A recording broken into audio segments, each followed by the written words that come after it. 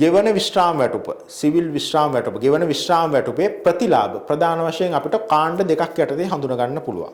එකක් එකවරක් ගෙවන ප්‍රතිලාභ අනිත් එක මාසිකව ගෙවන ප්‍රතිලාභ lump sum benefits monthly benefits.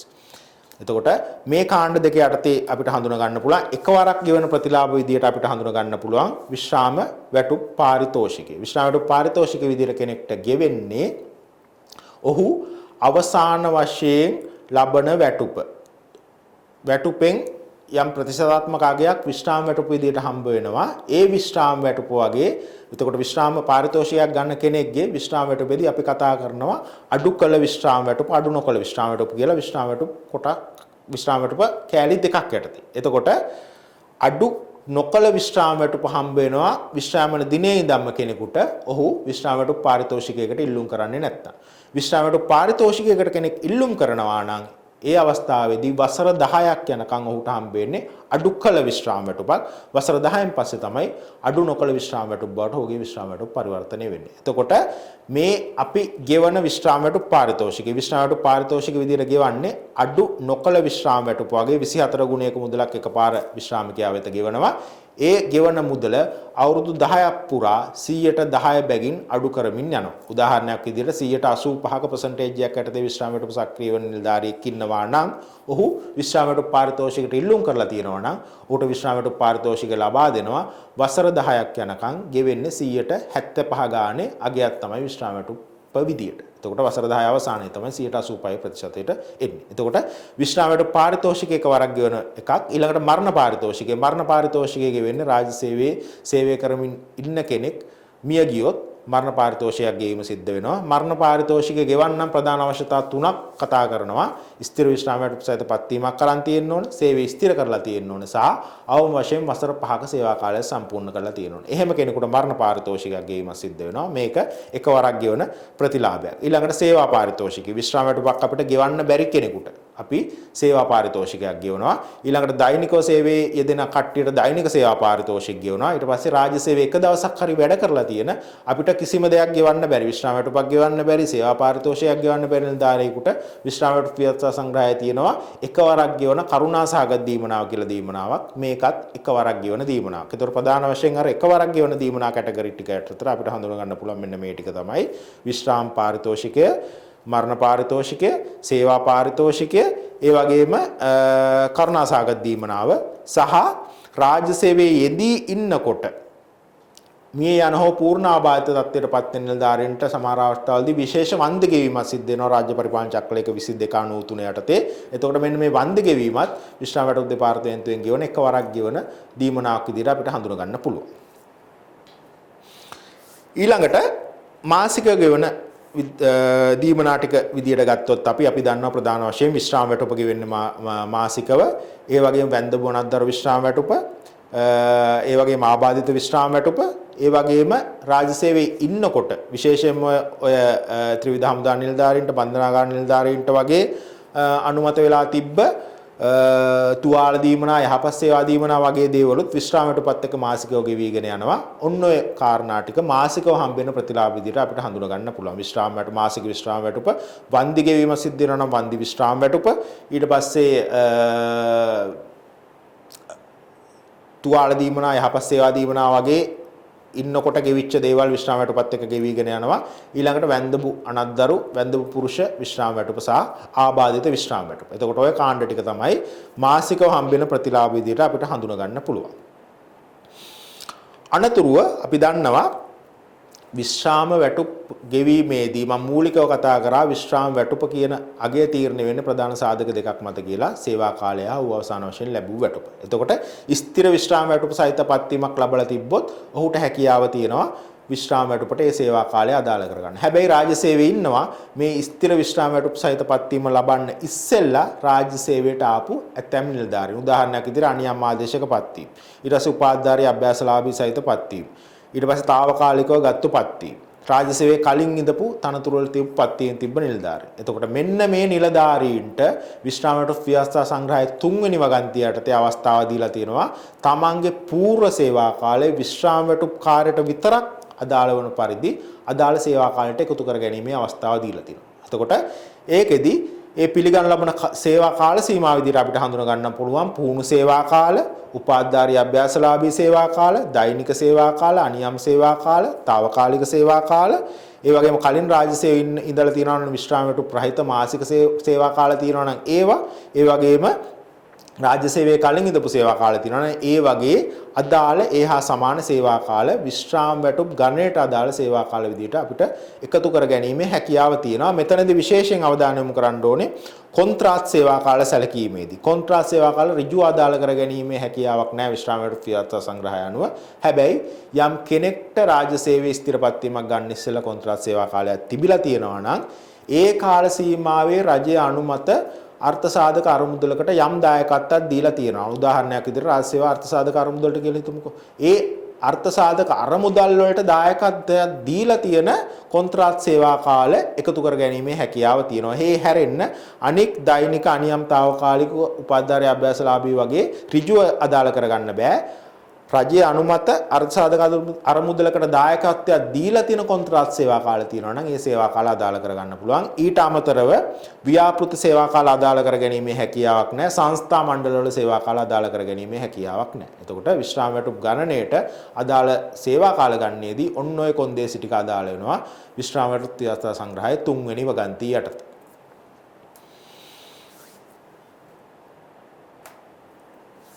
ඊළඟට ස්ථිර විශ්‍රාම වැටුප් සහිතව පත්වීමක් ලබාගෙන තිබ්බත් නැත්නම් විශ්‍රාම වැටුපක් අරගෙන ඉන්න විශ්‍රාම වැටුප් සහිතව ඉන්න නිලධාරියෙකුට තමන් ගන්න විශ්‍රාම වැටුප අහිමි වෙන්න පුළුවන් ආකාර කීපයක් තියෙනවා. එකක් විශ්‍රාම වැටුපක් ගන්න නිලධාරියෙක් ගැන හිතුවොත් එimhe අපි අපරාධමය වරදකට බන්ධනාගාරගත වුණොත්. එහෙම නැත්නම් උදාහරණයක් විදිහට මරණීය දණ්ඩනය ඒ වගේ බරපතල වැඩ ඇතුව බන්ධනාගාරගත කරලා තියෙනවනේ. එහෙම නැත්නම් සුළු දඬුවම් සහිතව මාස 12කට වැඩි කාල සීමාවක් බන්ධනාගාරගත කරලා තියෙනවනේ. ඒ වගේ කෙනෙකුගේ විශ්‍රාම වැටුප වහාම නතර කිරීම කරන්න ඕනේ. මේකට අදාළව දැනුම් දීම කරන්න ඕනේ. අදාළ ප්‍රාදේශීය ලේකම් කාර්යාලයේ ග්‍රාම නිලධාරිගේ වක්කීම ඔහු දැනුම් දීම කරලා විශ්‍රාම වැටුප නතර කිරීම සිද්ධ කරන්න ඕනේ. අදාළ නිලධාරීන්ට. ඒ වගේම රාජ්‍ය සේවයේ ඉන්න විශ්‍රාම වැටුප් සහිතව හිමිකම් විශ්‍රාම වැටුප් හිමිකම සහිතව රාජ්‍ය සේවයට ආපු කෙනෙකුට උනත් තනතුරෙන් ඉල්ලා අස්ුනොත් විශ්‍රාම වැටුප ගෙවීමේ හැකියාවක් නැහැ. ඒ වගේම දූරයේ හැර යාමක් සිද්ධ වුණොත් නැත්නම් සේවයෙන් පහ කරොත් ඒ වගේ අවස්ථාවලදී විශ්‍රාම වැටුප් හිමිකම සහිතව රාජ්‍ය සේවයට ආවත් ඒ විශ්‍රාම වැටුප් හිමිකම ලබා ගැනීමේ හැකියාවක් නැහැ. හැබැයි ඉල්ලා අස්වීමේදී විශ්‍රාම වැටුප් ව්‍යවස්ථා සංග්‍රහය විශේෂ විධිවිධානයක් තියෙනවා. විශ්‍රාම වැටුප් ව්‍යවස්ථා සංග්‍රහය 26 වගන්තිය කලින් රාජ්‍ය සේවයේ ඉඳලා ඉල්ලාස් වෙච්ච නිලධාරියෙක් නැවත රාජ්‍ය සේවයට පැමිණලා තියෙනවා නම් పూర్ව ඉල්ලාස් වීමට පෙර සේවා කාලවල ඒ සේවා කාලවල සේවය කිරීමේදී අදාළ ගැටලු සාගත කාල සීමා නැතුව අදාළ සේවය සපයලා තියෙනවා නම් ඒ කාල සීමා විශ්‍රාම වැටුප් කාර්යයට ඇතුළත් කර ගැනීමට විශ්‍රාම වැටුප් කාර්යයට එකතු කර ගැනීමේ අනුමැතිය ලබා දීමට විශ්‍රාම වැටුප් ව්‍යවස්ථා සංග්‍රහයේ 26 වගන්තිය යටතේ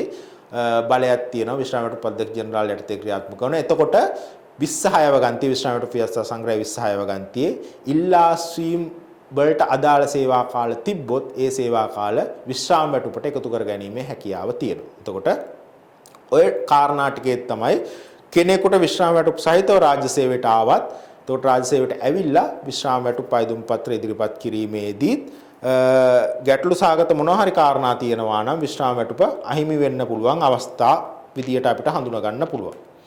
ඉන් අනතුරුව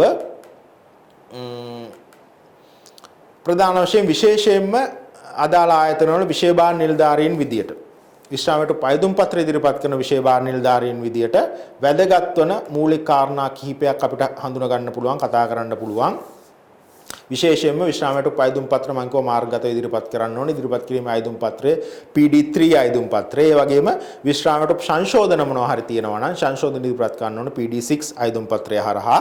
එතකොට ඔය අයදුම් පත්‍ර දෙක තමයි ප්‍රධාන වශයෙන් විශ්‍රාම වැටුප් ඉදිරිපත් කිරීමේදී විශ්‍රාම වැටුප් අයදුම් පත්‍රය සංශෝධන අයදුම් පත්‍රය විදිහට විශ්‍රාම වැටුප් දෙපාර්තමේන්තුව වෙත මාර්ගගතව ඉදිරිපත් කිරීමේදී පාවිච්චි කරන්න ඕනේ. එතකොට විශේෂයෙන්ම PD3 අයදුම් පත්‍රයත් එක්ක පළමු විශ්‍රාම වැටුප සක්‍රිය කිරීමේ අයදුම් පත්‍රයත් එක්ක ඉදිරිපත් කළ යුතු ප්‍රධාන ලේඛන කිහිපයක් තියෙනවා. මෙන්න මේ ලේඛන පිළිබඳ විශේෂයෙන්ම විශේෂ බාහිර නිලධාරීන් විදියට සහ අදාළ ආයතන ප්‍රධානී විදියට සැලකිලිමත් වෙන්න ඕනේ. ප්‍රථමයෙන්ම PD3 අයදුම් පත්‍රය ඊට පස්සේ ජාතික හැඳුනුම්පත විශ්‍රාම වැටුප් ගෙවීමේ ක්‍රියාවලියේදී ප්‍රයිමරි කී එක මූලික කී එක විදිහට පාවිච්චි කරන්නේ ජාතික හැඳුනුම්පත. ජාතික හැඳුනුම්පත හැර වෙනත් කිසිදු ලියවිල්ලක් විශ්‍රාම වැටුප්කාරයට අදාළ කරගන්න බෑ. අනිවාර්යයෙන්ම ජාතික හැඳුනුම්පත නිවැරදි පරිදි තියෙන්න ඕනේ. ඊළඟට බැංකු පිටපත අපි බැංකුව හරහා ගෙවීම් සිද්ධ කරන්නේ. එතකොට බැංකු පිටපත ඉදිරිපත් කර යුතුයි. සාතික කරන ලද පිටපත ආයතන ප්‍රදානියා මගින් මේකෙදි බැංකු පිටපතේදී අනිවාර්යෙන් බැංකු ගිණුම තනි පුද්ගල හා ඉතුරුම් බැංකු ගිණුමක් වීම අත්‍යවශ්‍යයි. ජංගම ගිණුම් වලට බද්ධ ගිණුම් වලට විශ්‍රාම වැටුප් යැවීමේ හැකියාවක් නැහැ. ඒක නිසා තනි පුද්ගල ඉතුරුම් ගිණුමක් වෙන්න ඕනේ. සහ අපි දන්නවා විශ්‍රාම වැටුප පාරිතෝෂික කියලා දෙකම ගෙවෙද්දී විශ්‍රාම වැටුප අපිට රජයේ හෝ පෞද්ගලික බැංකු වලට යැවීමේ හැකියාව තියෙනවා. රජයේ බැංකුවක් වෙන්න පුළුවන්, පෞද්ගලික බැංකුවක් වෙන්න පුළුවන්. අදාළ තනි පුද්ගල ඉතුරුම් ගිණුම ලබා දුන්නොත් ඒක යවන්න පුළුවන්. හැබැයි විශ්‍රාම වැටුප් පාරිතෝෂිකයේ ගෙවීමේ හැකියාව තියෙන්නේ අපිට රජයේ බැංකු පද්ධතියේ විතරයි. ඒ කියන්නේ මහජන බැංකුව, ලංකා බැංකුව, ජාතික ඉතිරීමේ බැංකුව කියන බැංකු තුනට විතරයි අපිට පාරිතෝෂිකයේ යැවීමේ හැකියාව තියෙන්නේ. එතකොට ඔය ටිකට අදාළව බැංකු පිටපත් නිවැරදි පරිදි ඉදිරිපත් කිරීම කරන්න ඕනේ. ඊළඟට ප්‍රධාන වශයෙන් එයාගේ පත්තින් ලියුම. පත්තින් ලිපියේ ස්ථිර විශ්‍රාම වැටුප් සහිත කියන කාරණය අපිට පැහැදිලිව හඳුනා ගන්න පුළුවන් වෙන්න ඕනේ. ඊට පස්සේ විශ්‍රාම ගැනීමේ ලිපිය, විශ්‍රාම ගැනීමේ ලිපියේදී අදාළ විශ්‍රාම ගැනීමේ දිනය, විශ්‍රාම ගැනීමට හේතුව, ඊට අදාළ වගන්ති පැහැදිලිව සඳහන් වීම සිද්ධ වෙන්න ඕනේ. ඊට පස්සේ වැටුප් විස්තරය, වැටුප් විස්තරයේදී අනිවාර්යෙන් ඔහුගේ අවසාන වශයෙන් ලැබූ වැටුප සහ WNOP අයවීම තහවුරු වීම අපිට කරලා තියෙන්න ඕනේ. විශ්‍රාම වැටුප් කාර්යයට අදාළ කරගන්න දීමනා තියෙන නිලධාරියෙක් නම් ඒ අදාළ දීමනා අදාළ වැටුප් විස්තරයේ ඇතුළත් වීම සිද්ධ වෙලා තියෙන්න ඕනේ. ඊට පස්සේ වැටුප් පරිවර්තන ලිපිය අපිට අවශ්‍ය වෙනවා ඔහුගේ අවසාන වශයෙන් ලැබූ වැටුප හා අවසාන වැටුප් වර්ධක දිනය තහවුරු කර ගැනීමට. ඊට පස්සේ වැන්දු බොනත් දරුවා අය කිරීම වලට අදාළ තොරතුරු විශේෂයෙන්ම රාජ්‍ය පරිපාලන චක්‍රලේඛ 3/2020 යටතේ වන විධිවිධාන යටතේ වැන්දු බොනත් දරුවා අය කිරීම. අපි දන්නවා වැන්දු බොනත් දරු පනතේ නිලධාරියාගේ මුල්පත්තියේ ඉඳන් විශ්‍රාම යන දිනය දක්වා වැන්දු බොනත් දරුවා අය කිරීම සිද්ධ වෙන්න ඕනේ. ඔහුගේ සේවා කඩවීම නොසලකා. එතකොට නෝපේ පීරියඩ් හිටියත් අදාළ කාල සීමාවට අදාළව WNOP අය කිරීම තහවුරු වෙන්න ඕනේ. ඒ තහවුරු කිරීම එක්ක වැන්දු බොනත් දරු හිමිකමට අදාළ අය කිරීම තහවුරු කිරීම කරලා ඉදිරිපත් කරන්න ඕනේ. ප්‍රධාන වශයෙන් ඔන්න ඔය ලේඛන ටික තමයි විශ්‍රාම වැටුප් පයිදුම් පත්‍රයක් එක්ක විශ්‍රාම වැටුප් දෙපාර්තමේන්තුව වෙත ඉදිරිපත් කරන්න ඕනේ. විශේෂයෙන් විශ්‍රාම වැටුප් පයිදුම් පත්‍රයේ විශ්‍රාමිකයාගේ තොරතුරු, ඔහුගේ සේවා තොරතුරු, ඊළඟට ඔහුගේ ගෙවීම් තොරතුරු, ඒ වගේම යැපෙන්නම් පිළිබඳ තොරතුරු සහ ගණනය කිරීම පිළිබඳ තොරතුරු විශ්‍රාම වැටුප් දෙපාර්තමේන්තුවේ තියෙනවා. විශ්‍රාම වැටුප් අයදුම් පත්‍රය ගැන සැලකුවොත් විශේෂයෙන්ම PD3 අයදුම් පත්‍රය ඉදිරිපත් කරන PD3 අයදුම් පත්‍රයේ ප්‍රධාන කාරණා කිහිපයක් යටතේ තොරතුරු ඇතුළත් කරන්න ඕනේ. ප්‍රථමයෙන් විශ්‍රාමිකයා පිළිබඳ තොරතුරු, අනතුරුව ඔහුගේ සේවා වාර්තා සම්බන්ධ තොරතුරු, අනතුරුව බැංකු ගිණුම් සම්බන්ධ තොරතුරු, ඊළඟට ඔහුගේ යැපෙන්නන් පිළිබඳ තොරතුරු සහ අවසානයේ ඔහුගේ ගණනය කිරීම පිළිබඳ තොරතුරු. විශ්‍රාම වැටුප ගණනය කිරීම සහ ඉන් අනතුරුව පාරිතෝෂික ගණනය කිරීම. විශ්‍රාම වැටුප් දත්ත පද්ධතිය හරහා තොරතුරු ගණනය වෙන්නේ වාර්ෂික වැටුප් පදනමින්. ඒ තොරතුරු ගණනය කිරීම සිද්ධ වෙලා අයදුම් පත්‍රය ආයතන ප්‍රදානියා හෝ ඔහු වෙනුවට නිලධාරියෙක් විසින් අත්සන් කළා විශ්‍රාම වැටුප් දෙපාර්තමේන්තුව වෙත ඉදිරිපත් කරන්න ඕනේ. ඒ ඉදිරිපත් කිරීමේදී විශේෂයෙන් සේවා තොරතුරු ඇතුළත් කිරීමේදී අපි අවස්ථාව දීලා තියෙනවා ඔහුගේ මුල්පත්වීම් දිනේ, ස්ථිර විශ්‍රාම වැටුප් සහිත පත්වීම් දිනේ ඔය තොරතුරු ඇතුළත් කරන්න සහ ඔහු සේවා කාලය තුල වැටුප් රහිත නිවාඩු අරන් තියෙනවා නම් ඒ තොරතුරු නිවැරදිව ඇතුළත් කිරීම කරන්න ඕනේ. මොකද ප්‍රතිශත අඩු කිරීම යටතේ වැටුප් රහිත නිවාඩු කාල සීමා ගණනය වෙනවා. එක් මාසයකට 0.2ක ප්‍රතිශතයක් යටතේ අඩු කිරීම යටතේ විශ්‍රාම වැටුපට අදාළව වැටුප් රහිත නිවාඩු ගණනය කිරීම වෙනවා. එතකොට වැටුප් රහිත නිවාඩු සේවා කාලයට ඇතුළත් කිරීමේදී විශ්‍රාම වැටුප් දෙපාර්තමේන්තු චක්‍රලේඛ විශේෂයෙන්ම අවස්ථාව දීලා තියෙනවා 996 198 කියන විශ්‍රාම වැටුප් චක්‍රලේඛ දෙක යටතේ වැටුප් රහිත නිවාඩු හිලව් කිරීම ඕනෑම රාජ්‍ය නිලධාරියෙකුට අවුරුද්දක වැටුප් රහිත නිවාඩු හිලව් කිරීමක් දීලා තිනවා. 1 year set off එකක් දීලා තියෙනවා නෝපේ ලීව් වලට. ඒ සමගම අවුරුදු 30ට වැඩි කාල සීමාවකට ඇතුළත් වැටුප් රහිත නිවාඩු ඇතුළත් කිරීමේ අවශ්‍යතාවයක් නැහැ. මොකද අපි දන්නවා සම්පූර්ණ විශ්‍රාම වැටුපට අදාළව වසර 30ක සේවා කාලය තමයි ගණනය කරන්නේ. ඒ කියන්නේ අවුරුදු 35ක වගේ සර්විස් එකක් තියෙන කෙනෙක් වුණොත් එහෙම සර්විස් එක ඇතුළත අවුරුදු 3ක් නෝපේ ලීව් තිබ්බා කියලා. ඒ නෝපේ ලීව් අවුරුදු 3 ඇතුළත් කිරීමේ අවශ්‍යතාවයක් නැහැ.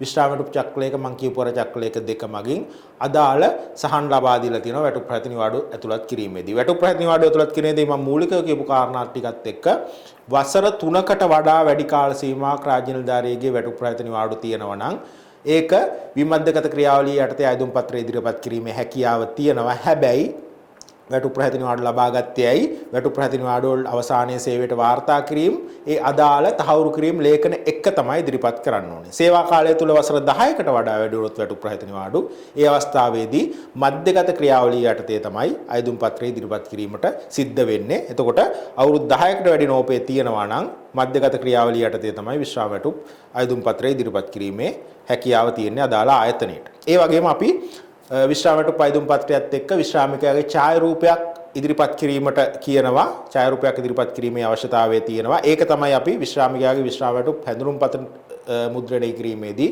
ඡායාරූපයේ විදියට සලකන්නේ. මේකට විශ්‍රාම වැටුප් අධ්‍යක්ෂ ජෙනරාල්ගේ විශ්‍රාම වැටුප් උපදෙස් 6/2023 නිකුත් කරලා තියෙනවා. මේ ඡායාරූපය ඉදිරිපත් කරන්නේ කොහොමද කියලා. නිල් පසුබිමෙන් යුක්තව ඡායාරූපය ඉදිරිපත් කරන්න ඕනේ සහ විශේෂයෙන්ම යුනිෆෝම් ස්ටාෆ් ඉන්නවා නම් යුනිෆෝම් ස්ටාෆ් වලින් අයදුම් පත්‍රය ඡායාරූපය ඉදිරිපත් කිරීමේ හැකියාවක් නැහැ. මොකද අපි මේ නිකුත් කරන්නේ විශ්‍රාමිකයට අදාළව විශ්‍රාම ගැනීමට අදාළ ඡායාරූපයක් සහ විශ්‍රාමික හැඳුනුම් පත්‍රයක්. එතකොට විශ්‍රාම යන දිනේ ඉඳන් ඔහු සාමාන්‍ය පුරවැසියෙක්. එතකොට තමන්ගේ සිවිල් ඇඳුමෙන් තමයි අදාළ ඡායාරූපය ඉදිරිපත් කිරීම කරන්න ඕනේ යුනිෆෝම් ස්ටාෆ් ඉන්න නිලධාරියෙක් වුණත්. එතකොට මේ ඡායාරූපය අනිවාර්යයෙන් නිල් පසුබිම සහිතව ඉදිරිපත් කිරීම කරන්න ඕනේ විශ්‍රාම වැටුප් දෙපාර්තමේන්තුව වෙතට. එතකොට මම කිව්වා වගේ ජාතික හැඳුනුම්පත වෙනුවෙන් වෙනත් කිසිදු ලේඛනයක් භාවිතා කිරීමේ හැකියාව නැහැ. ජාතික හැඳුනුම්පත අනිවාර්යයෙන් ඉදිරිපත් කිරීම අවශ්‍ය වෙනවා. එතකොට ඊට අමතරව විශ්‍රාමිකයාගේ නමේ යම් යම් වෙනස් කිරීම තියෙනවා නම් මේ අයදුම් පත්‍රය ඉදිරිපත් කිරීමේදී ඔහුගේ පෞද්ගලික ලේඛනවල තියෙන උදාහරණයක් විදිහට විවාහ සාතිකය වෙන්න පුළුවන්, ජාතික හැඳුනුම්පතේ වෙන්න පුළුවන්, නැත්නම් උප්පැන්න සාතිකය වෙන්න පුළුවන්. ඊට අදාළව දියුරුම් ප්‍රකාශ එක්කම ඉදිරිපත් කරන්න ඕනේ. ආයතනික ලේඛනවල මොනවා හරි නමේ වෙනසක් තියෙනවා නම් දියුරුම් ප්‍රකාශයේ ප්‍රමාණවත් නැහැ. එතකොට අදාළ ආයතනයේ මගින් ආයතනික තහවුරුවක් එක්ක ඉදිරිපත් කිරීම සිද්ධ කරන්න ඕනේ. ඒ වගේම භාණ්ඩාගාර 394 මගින් රාජ්‍ය සේවය භාවිතා කරන නම යම් වෙනස් කිරීමකට ලක් කරලා ඔහු භාවිතා කරනවා නම් ඒ ලේඛනයේ අනුමත කරගත් ලේඛනයේ සාතික කළ ලද පිටපතක් ඉදිරිපත් කිරීම ප්‍රමාණවත් නමේ තහවුරු කර ගැනීම සඳහා. එතකොට අනිවාර්යයෙන්ම විශ්‍රාමිකයාගේ නමේ මොනවා හරි වෙනස් කිරීම තියෙනවා නම් අනිවාර්යයෙන්ම අදාළ පරිදි දියුරුම් සාතිකයක් හෝ ආයතනික තහවුරුවක් එක්ක ඉදිරිපත් කිරීම සිද්ධ කරන්න ඕනේ. එතකොට ප්‍රධාන වශයෙන් ඉදිරිපත් කරන්න ඕනේ ලේඛන වලට අදාළ මේ ලේඛන ටික තමයි විශේෂයෙන් වැදගත් වෙන්නේ. සහ බැංකු පිටපත මම කිව්වා වගේ මූලිකව තනි පුද්ගල ඉතුරුම් ගිණුමක් විය යුතුයි. සහ ඒ පුද්ගලයාට අදාළව විශ්‍රාම වැටුප් ගෙවීමට හා විශ්‍රාම වැටුප් පාරිතෝෂික ගෙවීමට අදාළව විශ්‍රාම වැටුප් ගෙවීමට අදාළව රජයේ බැංකු පෞද්ගලික බැංකු ඕනෑම ගිණුමක් ඕනෑම ආකාරයේ ගිණුමක් අපිට පාවිච්චි කරන්න පුළුවන්. පාරිතෝෂිකය ගෙවීමට රජයේ බැංකු පද්ධතියට අදාළ ගිණුමක් විතරයි අපිට පාවිච්චි කරන්න පුළුවන්. එතකොට ඔය කාරණා ටික තමයි ප්‍රධාන වශයෙන් විශ්‍රාම වැටුප් ගෙවීමට අදාළ විශ්‍රාම වැටුප් වියත්සා සංග්‍රහය විධිවිධාන, ඒ වගේම විශ්‍රාම වැටුප් ගෙවීමේ ක්‍රියාවලිය හා විශ්‍රාමිකයාට අවසානයේ ඔහුගේ අතර විශ්‍රාම වැටුප් ලැබීමේදී අදාළ වෙන්න ඕනේ විධිවිධාන ටික යටතේ අපිට අවධානය යොමු කරන්න තියෙන්නේ. විශේෂයෙන්ම මම අර කියපු ප්‍රධාන පාර්ශ්ව තුනේ වගකීම මෙහිදී විශේෂයෙන් සැලකිලිමත් වෙන්න ඕනේ. අදාළ විශ්‍රාමිකයාගේ වගකීම පළමු පාර්ශ්වයේ විදියට, දෙවෙනි පාර්ශ්වයේ විදියට ආයතනයේ වගකීම ආයතන ප්‍රධානියා හා අදාළ විෂය භාර නිලධාරියා සහ අවසානයේ විශ්‍රාම වැටුප් දෙපාර්තමේන්තුව විදියට විශ්‍රාම වැටුප් දෙපාර්තමේන්තුවේ කාර්යභාරය. එතකොට අදාළ පාර්ශ්ව තුනෙන් වගකීමත් එක්ක මේ සමස්ත විශ්‍රාම වැටුප් ගෙවීමේ ක්‍රියාවලිය සිද්ධ වෙනවා. ඒක නිසා අපි විශ්‍රාම වැටුප් දෙපාර්තමේන්තුව විදියට විශ්‍රාම වැටුප් දෙපාර්තමේන්තුව පවතින විශ්‍රාමිකයා වෙත විශ්‍රාම වැටුප් හිමි ගන්නවන්න.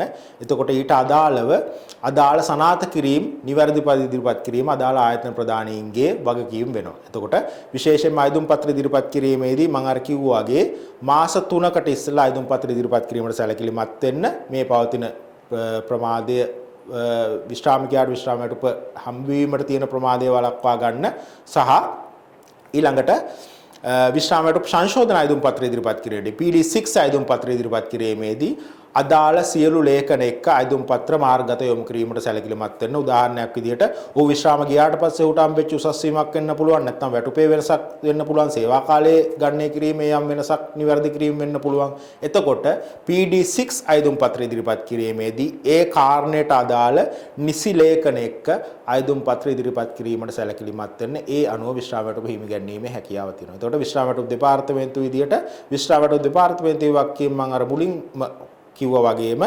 විශ්‍රාම යන මාසයට පහුවෙනි මාසයේ ඉඳන්ම විශ්‍රාමිකයාට විශ්‍රාම වැටුප ගෙවන්න. එතකොට ඒ කාර්ය සඳහා අදාළ ආයතන ප්‍රදානයෙන් විදියට ආයතන ප්‍රදානින්ගේ වක්කීම අදාළ විශ්‍රාමිකයාගේ වක්කීම විදියට විශ්‍රාමිකයන් වෙන්නම අදාළ ආයතන ප්‍රදානය වුණොත් හැකි සෑම අවස්ථාවකදීම හැපි උපරිමයෙන් විශ්‍රාම වැටුප දෙපාර්තමේන්තුව විදියට අයදුම්පත් ඉදිරිපත් කරයි කියලා බලාපොරොත්තු වෙනවා.